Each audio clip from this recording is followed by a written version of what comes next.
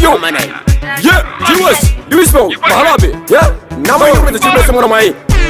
Don't this way, yes sir. Yeah.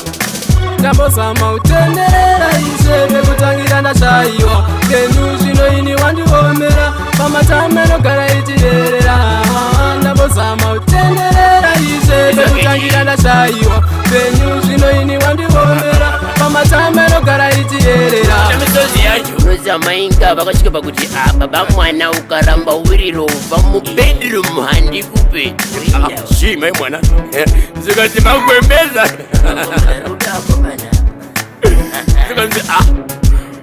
ukatadza kutsvaga mari koshiwa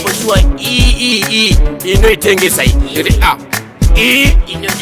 iyo iTV yacho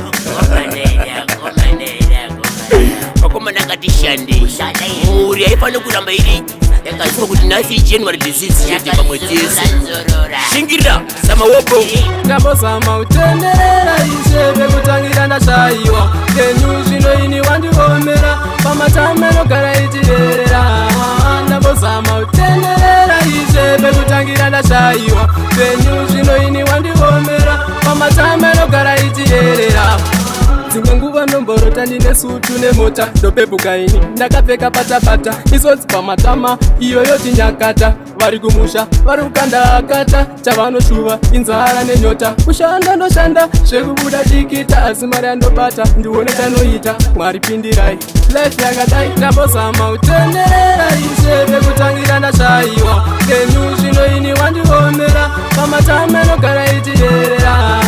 ndambozama utenderera isebe kutangira ndashaiwa Kenyu zvino ini wandiomera pamatameno gara itirerera namisozi yacho noza mainga vakasvika pakuti baba mwana ukaramba wiriro vamu bedroom handi kupe Shima mwana Zikati makwembeza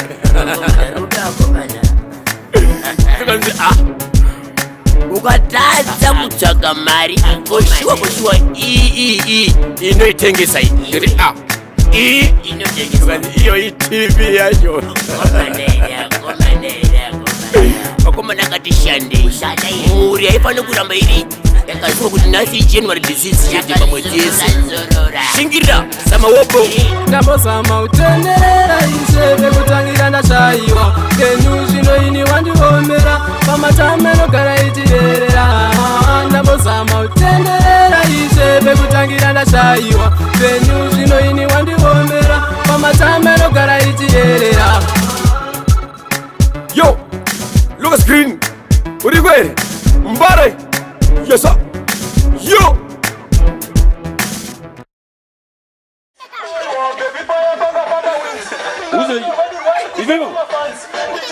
Who's it?